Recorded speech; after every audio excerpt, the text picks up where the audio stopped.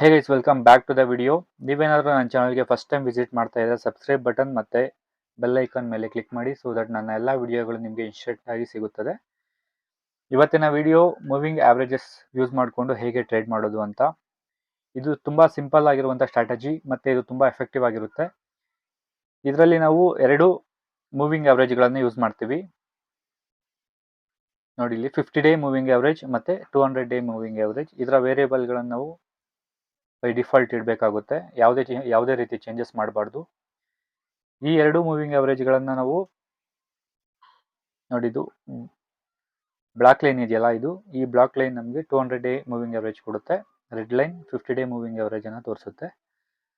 Main strategy ಏನು ಅಂದರೆ, ಇದರಲ್ಲಿ ಈ 200 ಡೇ ಮೂವಿಂಗ್ ಆವ್ರೇಜ್ ನಮಗೆ ಟ್ರೆಂಡ್ ಅನ್ನು ತೋರಿಸುತ್ತೆ. ಈ ಕ್ಯಾಂಡಲ್ಸ್ನ ಕೆಳಗಡೆ ಏನಾದರೂ 200 ಡೇ ಮೂವಿಂಗ್ ಆವ್ರೇಜ್ ಇತ್ತು ಅಂದರೆ ಇದು ಅಪ್ ಟ್ರೆಂಡ್ ತೋರಿಸುತ್ತೆ. ಮತ್ತೆ ಇಲ್ಲಿ ನೋಡಿ, ಇಲ್ಲಿ ಮೇಲ್ಗಡೆ ಈ ಪ್ರೈಸ್ಗಿಂತ ಮೇಲೆ ಏನಾದರೂ 200 ಡೇ ಮೂವಿಂಗ್ ಆವ್ರೇಜ್ ಲೈನ್ ಇತ್ತು, ಬ್ಲಾಕ್ ಲೈನ್ ಇತ್ತು ಅಂದರೆ ಇದು ಸೆಲ್ ಸಿಗ್ನಲ್ ಅನ್ನು ತೋರಿಸುತ್ತೆ, ಅಂದರೆ ಡೌನ್ ಟ್ರೆಂಡ್ ಅನ್ನು ತೋರಿಸುತ್ತೆ. 50 ಡೇ ಮೂವಿಂಗ್ ಆವ್ರೇಜ್ ಅಂದರೆ ರೆಡ್ ಲೈನ್ನ ನಾವು ಏನಕ್ಕೆ ಯೂಸ್ ಮಾಡ್ತೀವಿ ಅಂತ ಹೇಳಿದ್ರೆ, ಇಲ್ಲಿ ಬೈ ಅಥವಾ ಸೆಲ್ ಸಿಗ್ನಲ್ನ ನಾವು ಇಲ್ಲಿ ಪ್ಲೇಸ್ ಮಾಡಬೇಕಾಗುತ್ತೆ. ನೋಡಿ, ಇದರ ಕಂಡೀಷನ್ಸ್ ಏನು ಅಂದರೆ, ನಾವು ಬೈ ಮಾಡಬೇಕು ಅಂದರೆ 200 ಡೇ ಮೂವಿಂಗ್ ಆವ್ರೇಜ್ ಕೆಳಗಡೆ ಇರಬೇಕಾಗುತ್ತೆ. ಮತ್ತು 50 ಡೇ ಮೂವಿಂಗ್ ಆವ್ರೇಜ್ನ ಪ್ರೈಸ್ ಒಂದು ಬಿಗ್ ಕ್ಯಾಂಡಲಿಂದ ಅಥವಾ ಬಿಗ್ ವಾಲ್ಯೂಮಿಂದ ಬ್ರೇಕ್ ಮಾಡಿದ ತಕ್ಷಣ ನಾವು ಬೈ ಅಥವಾ ಸೆಲ್ ಸಿಗ್ನಲನ್ನು ಪಡ್ಕೊಬೇಕಾಗುತ್ತೆ. ನೋಡಿ, ಕಂಡೀಷನ್ಸ್ ಇಷ್ಟೇ. 200 ಡೇ ಮೂವಿಂಗ್ ಆವ್ರೇಜ್ ಕೆಳಗೆ ಇದೆ, ಸೊ ದಟ್ ನಾವು ಬೈ ಆಪರ್ಚುನಿಟಿಗೋಸ್ಕರ ನಾವು ವೆಯ್ಟ್ ಮಾಡಬೇಕಾಗುತ್ತೆ. ಕಂಡೀಷನ್ ಏನು ಅಂದರೆ, ಇಲ್ಲಿ 50 ಡೇ ಮೂವಿಂಗ್ ಆವ್ರೇಜ್ನ ಕ್ರಾಸ್ ಓವರ್ ಆಗುತ್ತೆ ಇಲ್ಲಿ.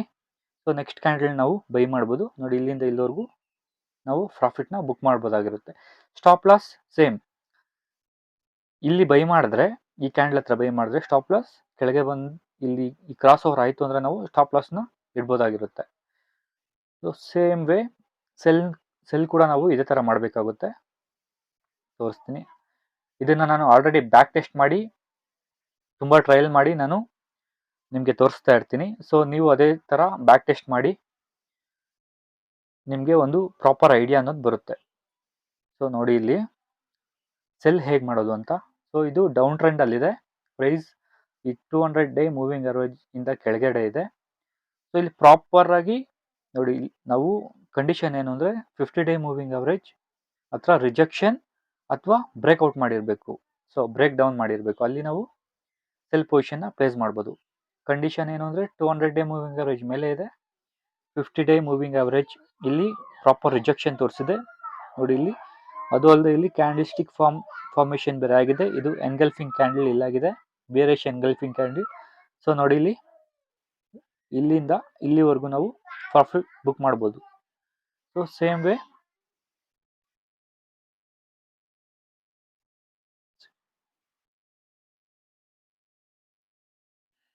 ನೋಡಿ, ಇಲ್ಲಿ 200 ಡೇ ಮೂವಿಂಗ್ ಆವ್ರೇಜ್ ಮೇಲೆ ಇದೆ, 50 ಡೇ ಮೂವಿಂಗ್ ಆವ್ರೇಜಿನ ಒಂದು ಬಿಗ್ ಕ್ಯಾಂಡಲ್ ಬ್ರೇಕ್ ಡೌನ್ ಮಾಡಿದೆ. ನೆಕ್ಸ್ಟ್ ಟ್ರೇಡ್ ನಾವು ಇಲ್ಲಿ ತಗೊತೀವಿ.